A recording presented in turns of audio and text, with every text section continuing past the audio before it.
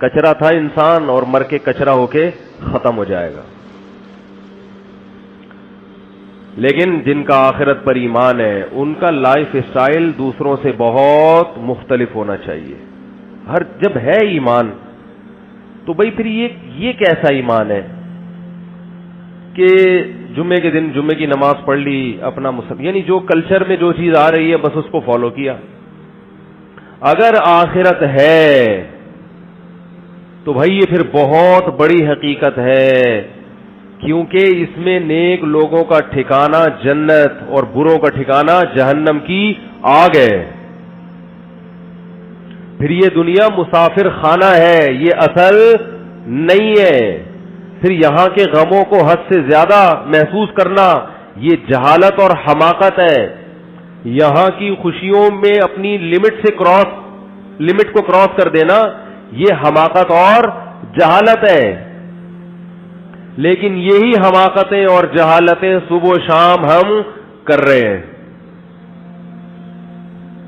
کوئی پیسے کے پیچھے پاگل ہے تو اتنا پاگل ہوا ہے کہ آپ کی سوچ ہوگی.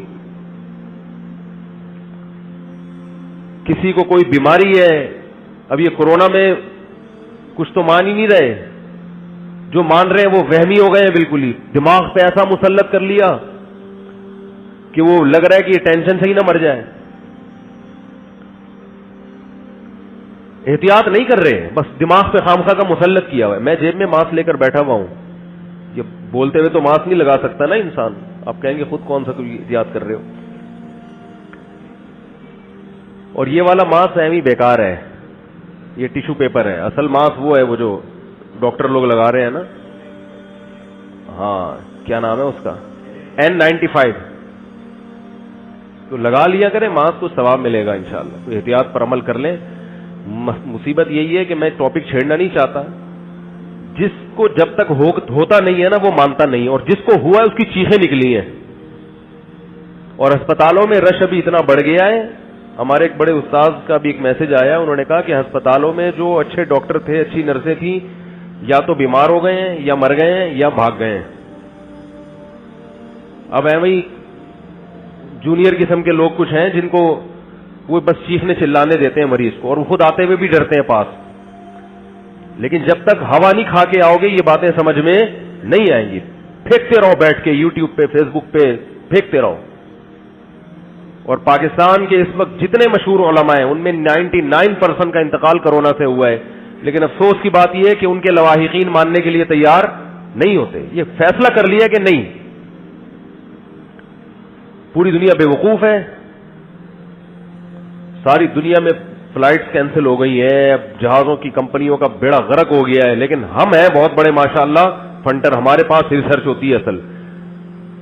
تو جب تک مرو گے نہیں یقین نہیں کرو گے, اور جب مر گئے تو پھر یقین کرنے کا فائدہ نہیں ہوگا. احتیاط کرو, باقی یہ کہ ڈرو نہیں. اب سوال پیدا ہوتا ہے جب اتنا ڈرا دیا تو پھر کہہ رہے ہوئے ڈرو نہیں. موت سے ڈرایا ہے کہ مر جاؤ گے,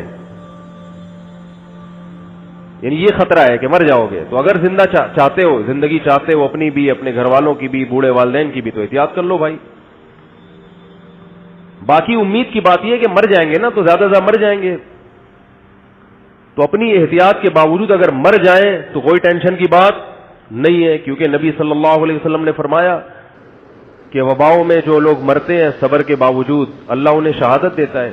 اچھا ہے, گناہ معاف ہو جائیں گے انشاءاللہ. کیا خیال ہے بھائی؟ نہیں مرے تو کل ویسے ہی مر جانا ہے.